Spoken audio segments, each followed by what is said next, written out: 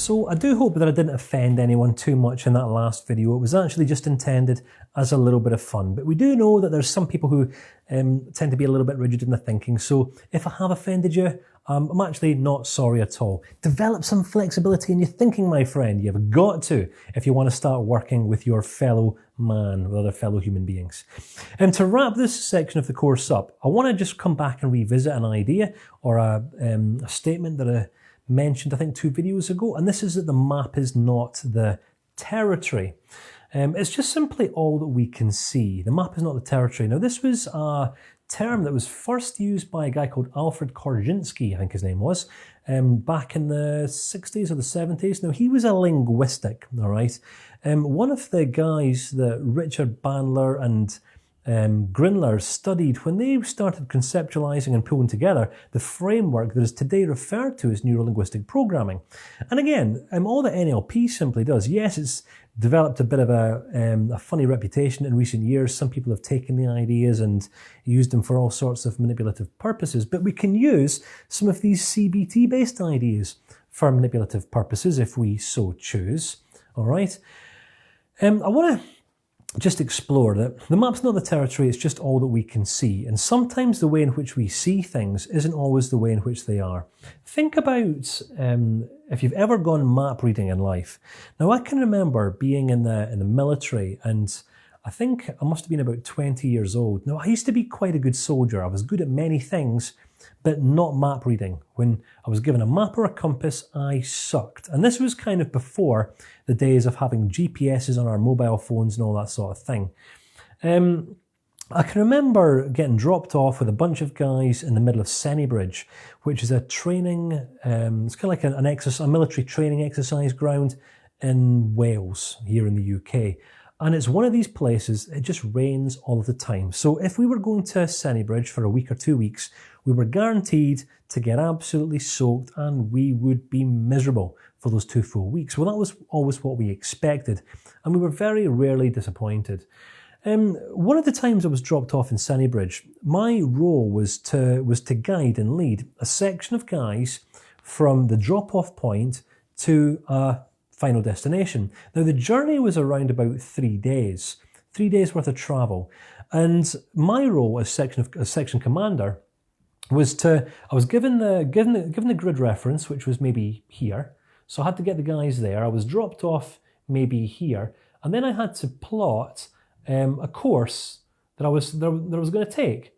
Now, all that I'm able to do as I'm looking at the map is look at woodlands, look at highlands, lowlands, whether there's forestry, woodlands, all that kind of thing, and make a decision, right? What a map doesn't tell me or doesn't give me details about is the terrain, all right? So when I was taking the guys across this journey, I'd plotted what I perceived to be the best possible route that we could take. What I didn't know was that I was going to be leading a section of guys through around about 3 miles off marshland, all right, where we were up to our waist in mud and water and sheep poo and things like that, and it was absolutely rotten. And some of the guys ended up getting medevaced and ended up getting taken away because of foot rot that they got and all that sort of thing. And cut the story short, I ended up, I think I started out with, it was 8 guys, and by the time we reached our final destination, I think we were down to 4. 4 of us made it. You might have called me quite an ineffective leader of guys back there, but I make no qualms about this because my map reading always sucked. It wasn't something I was ever particularly good at, nor that I ever particularly enjoyed. What I'm saying here is that the map is not the territory. All right? And in the same way, the way in which we see things isn't always the way in which things are. Sometimes we will look at a situation or a scenario, or we will arrive at an assumption about a person or a situation and assume that the way in which we see things is the way in which things are. But the one thing that we can guarantee ourselves is that we'll never have all the details. We will never understand why people say and do the things that they do until we actually ask them, until we're presented with more information. I think Karen corrected me in the middle of the last, or just after we finished the last video actually. I think when I was talking about that elephant, with the 4 the four blind men and the little guy that was standing over here said, "Oh, this is a little mouse." Well, apparently he said it was a feather duster. It was perhaps just what I perceived to be a mouse. But who's to say I was wrong and that he's right, or that he was wrong and I was right? I mean, who gets to determine these things? I guess we each do, because sometimes we think that the map is the territory. Sometimes we think that the way in which we see things is the way in which things are. So it's only when we're presented with new information that our map becomes enriched, and we can actually make better, more well-informed decisions about how we choose to respond or react to the circumstances and the situations that we find ourselves in. So to wrap this section of the course up, I want to tell you a story. Now, this is actually a story that I've borrowed from the late, great Steve Covey's 7 Habits of Highly Effective People. Now, I think I've already told one story in this section of the course so far, and here I'm going to tell another. Stories I've found over the years to be a fantastic learning tool.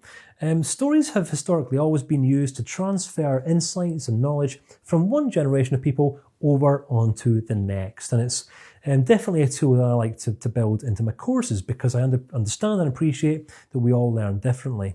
So as this story goes, there was a guy sitting on a train, and this guy, he was just a little bit dismayed. He had 2 young children with him, and this day the children were just running up and down the train. They were getting quite chaotic, a little bit out of control. They were just really excited, making a lot of noise. And while this guy was sitting at the top end of one carriage, just looking out of the window, at the top end of the carriage, there was another guy. He was kind of like one of those business types. He was trying to get some work done. And the more that he focused on the children running up and down the train, the more he became distracted. The more he became distracted, the more frustrated he became. He started to really look at these children and say, "My goodness, do these children have parents?" And as he looked down the carriage, he could see the guy was just kind of sitting there looking out the window, not paying any attention to his children whatsoever. So the guy started thinking to himself, "My goodness, what an irresponsible father. Who does this man think he is? My goodness, when I'm on a train with my children, I'm there, they're sitting next to me, I have them up against the windows. This man is a completely irresponsible father. I have a good mind to get up and go up to him and tell him what I think and tell him off for being such an irresponsible father." So he did do. The man stood up, he went and approached the guy who was sitting there next to the window, and he said, "Excuse me, sir, I have been distracted by your children long enough. They're running up and down this train completely amok. No consideration for anyone else in this train. What sort of father are you? Will you please bring your children under control?" And he was met by a response from the man who just looked round and up at him and said, "Oh, sir, I'm really sorry. I've actually just left my wife's funeral. This is the children's mum. I don't even know if what's happened has registered with him just yet. You're so right. I'm being totally irresponsible. I'm so sorry. Listen, children, come and sit down." And he called over his children. Now tell me, how do you think the business type man who was so angry and so frustrated felt then, once he'd been presented with just a little bit more information? Do you think he felt proud of his actions and his behaviours, the attitude that he'd taken towards this guy who just lost his wife? Or do you think he perhaps felt a little bit remorseful? The map is not the territory. Sometimes we have this tendency in life of reacting more to our thoughts, our perception of what's happening than what's actually going on. It's only when we dig a little bit deeper and are presented with more information that our map becomes enriched and we get a better feel for what's actually going on. So, to wrap this section of the course up, I want to hopefully bring CBT as a helping modality into context of life, in terms of the life sciences. Now, if you were to picture life as being a mountain that we're all climbing, right? We're all looking for answers, aren't we, on how to live life in the most effective way. How can we be more effective in our relationships, in our communications, in managing our finances, in our day-to-day routines and responsibilities? How can we be more effective in contributing back in a meaningful way? We're all asking these questions to some degree and to some depth. So life is kind of like a mountain.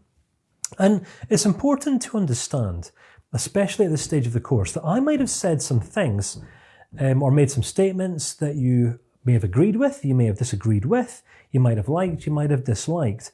And it's not about us liking or disliking that's relevant. It's about how willing we are to look at life from perspectives that simply differ from our own. Because it's only when we're willing to look at other people's perspectives that our map of the world and outlook on life becomes enriched and becomes fuller. So you've got to understand that back about 50 years ago, when Albert Ellis and Aaron Beck and those guys were conceptualizing rational motive behavioral therapy, cognitive behavioral therapy, the approach that they were taking was purely a cognitive one. Around about 20 to 30 years before then, you had Sigmund Freud. He took a psychoanalytical approach. Guys like Carl Rogers took a very person-centered approach. Today, I like to take quite a holistic approach. I like to look at all of the ideas from all of the main schools of thought and merge them together into something that works. So whilst my way of teaching and presenting might work well for some, it might not work well for others. But that doesn't remove or take anything away from the validity of the information. All right, so you've got to understand, or you've got to at least begin to look to identify what path and what approach you're taking towards climbing this mountain of life. Because whilst up until now you've had some experiences, you've learned some things, you've gained some insights, you've also got some understanding. You don't have all the insights yet. You don't have all the understanding yet. And the only way you're going to continue to grow in insight and understanding is when you continue to consider and explore and look at alternative perspectives that differ from your own. What's true for you is also going to be true for your clients when you start standing alongside them and helping them to explore their own lives through the eyes of a CBT practitioner. Hope you've enjoyed this section, my friends, and I'll see you again in the next.